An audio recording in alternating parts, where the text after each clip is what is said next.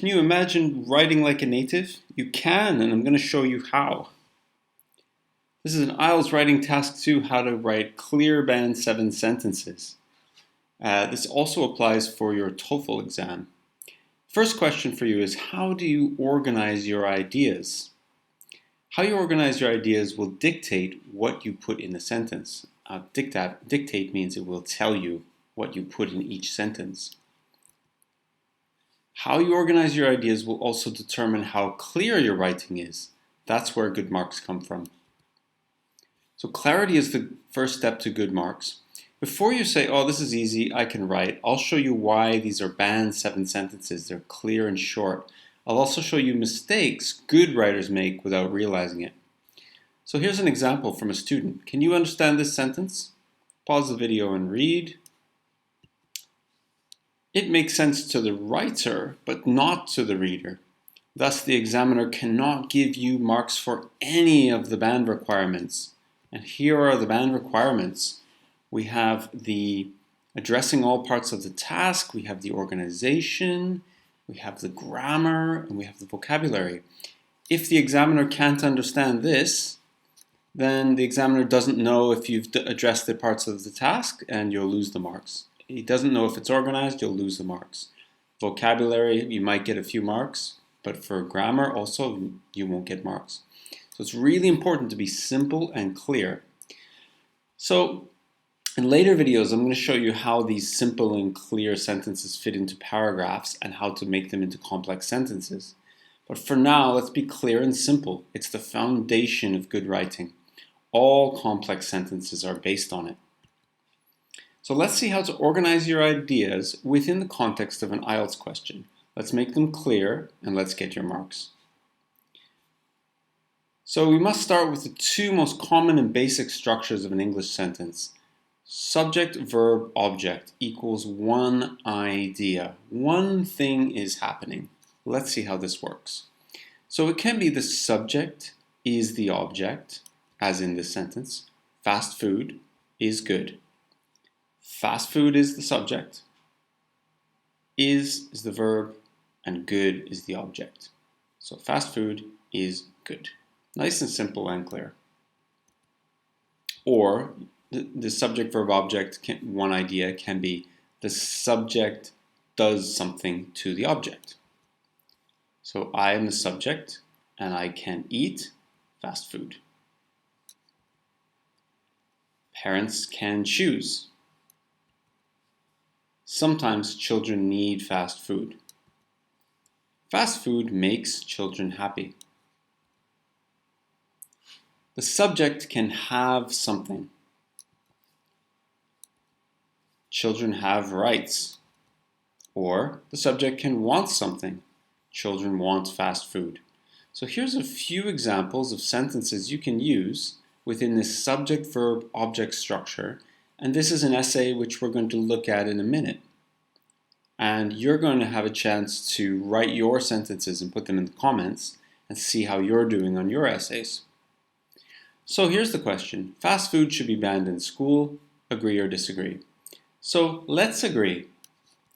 Now we have our first thing you need to do is write your keywords and ideas, because you're going to go in 3 stages here. The first stage, you're going to write your keywords and ideas. The second stage, you're going to organize them into subject, verb, object sentences. And then in the last stage, they're going to go into paragraph structure. So let's see what the keywords and ideas are. So you can pause the video, and on a piece of paper, just like you would in the exam, I would like you to write down your keywords and ideas for this question.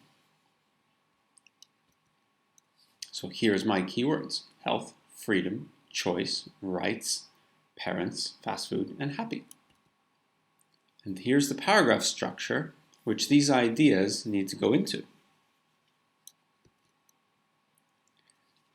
So again, we have the subject, verb, object with one idea. Subject is an object, or subject, action, verb, object.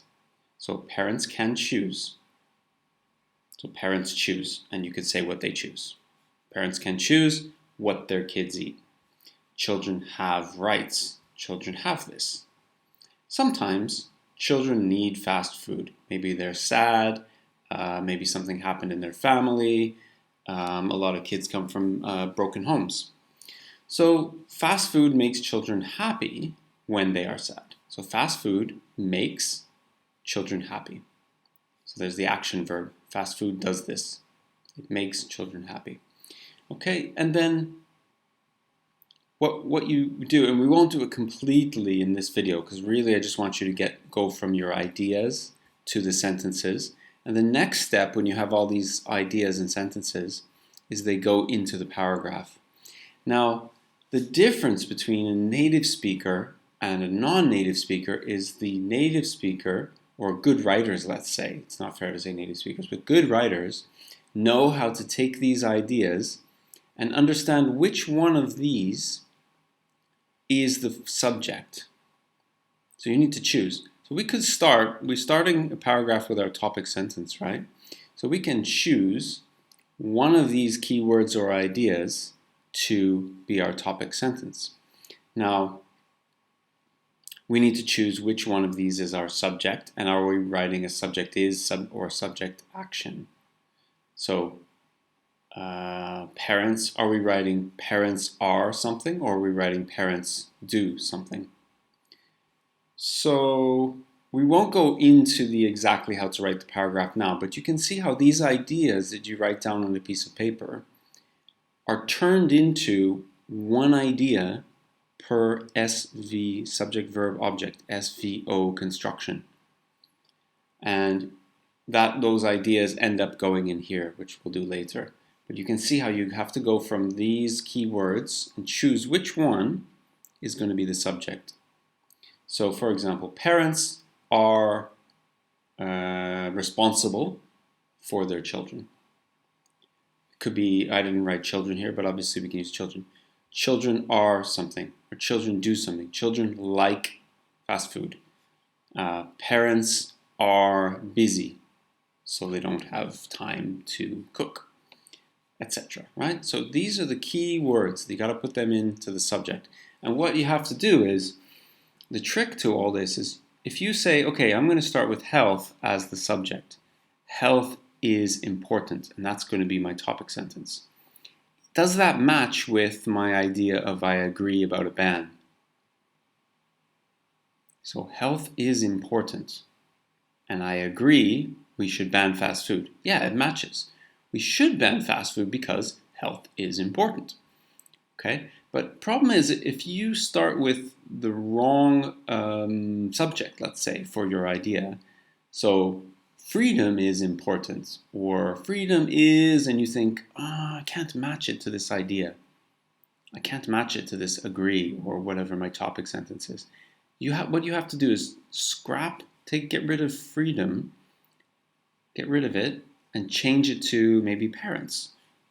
And then try to write the sentence in your mind, and then say, yeah, that matches topic sentence. So parents are responsible for children. Does that match? They should be banned? Depends how well we think parents do at their job. It depends on the school. So this is a really important thing. We'll do it again later in the video. I'll show you in another example. So let's try another question. So pause the video, get your keywords and ideas. You decide your point of view and write your keywords on paper. Here's a few keywords: attention, distraction, respect, learning, and emergency. Here's our paragraph structure, and here is our subject-verb-object structure with our one idea for each structure. So children's parents can contact the school in an emergency. Okay, so this is something that's true. So this is how I'm going to explain that children don't need mobile phones in school. Because many parents will say, I need to contact my children. No, you don't. Using a mobile phone in class is disrespectful. It could be a topic sentence. Mobile phones are not a human right. Could be a topic sentence because I want to say they should be. My essay will say, yeah, ban them. Okay, so where did I come up with these sentences? They came from here. Attention. Students are not paying attention. Do they have to have mobile phones? No, they don't. Is it disrespectful? Yeah, they're not paying attention. Also, I would say with attention, I'm saying they're not learning. So in this case of attention, I would say mobile phones distract. This is this verb. Just change it to a verb. Distract. Mobile phones distract children in school, and they don't learn. Okay, so we're taking these key ideas and we're thinking, what is the subject? Is it children are, children like, children want, children do? You're deciding, is children the right subject to make that, to go with that verb, to make the idea I want to say in the paragraph, to match my point of view, if I agree. Okay, so this is the key thing here. You got all the key words. Parents can go here, children can go here, teachers can go here. Decide, and you have to try. Okay, teachers. Teachers are responsible for children. Parents are not responsible for children when they're in school, etc. So how do these simple sentences, subject, verb, object, subject, verb, object, how does this get you a 7? How does this get you a 7? You're saying it's too easy, it's too simple. That's not high-level language. It's the basis of high-level language, because if you think back to that student example, we didn't understand the sentence. This is the basis, and I'll show you why a clear sentence is. Okay, so a clear sentence can show the examiner you're addressing the task. A clear sentence can present a clear position. A clear sentence can extend and support ideas. It can help you organize, and it can present a clear central topic. Look at that. Clear central topic. What is our one topic we want to say? There should be banned because they are a distraction. That's our topic. So look, that gets us clear central topic. This is for a 7. Straight from the banned descriptors. Okay, range of vocabulary doesn't really belong in this question of sentence structure. Now here is where you think you need a lot of complicated sentences. Now, you do need a variety of complex structures. I have a video on that on the channel that you can watch so you know exactly what structures you need. And each of the structures you need, I've got videos on separately in separate videos. Okay, so this is addressed later, but the basic thing we're doing now is producing frequent error-free sentences. Actually, we're going to make all of our sentences error-free because they're simple and clear. Now, has good control of grammar and punctuation, but may make a few errors. A simple sentence has perfect control of grammar and punctuation. Okay, so these simple sentences we're writing here are very good for making the examiner very aware, very clearly aware of what your main idea is. Okay, and that gets you your marks. Clear central topic, addresses the task, clear position. Did you notice this word clear comes up a lot? Clear here, logically organized, few errors. So this is like fewer mistakes. So what you want to do, if you look at this in terms of strategy, is you want to learn enough complex structures to get this right. Okay? And I will show you in the other videos how to do that. But you also you must be clear in your sentences to get all of these right. If your sentences aren't clear because you think, oh, I'm getting a good mark for my grammar, I'm writing really complicated sentences, I'm an IELTS student. No, then you're losing all of these marks. Okay, my students always get the mark, 7+, they need always, because they follow this teaching that I'm telling you now. And this is the mistake students make. Okay, so follow the other video on this and I'll show you exactly how to do this. But the simple clear sentences do all of these things. There's all your marks right there. Complicated ones that we don't understand will lose all of these marks. All right, top tip, really super important. So let me show you again here. This is how the sentence structure works.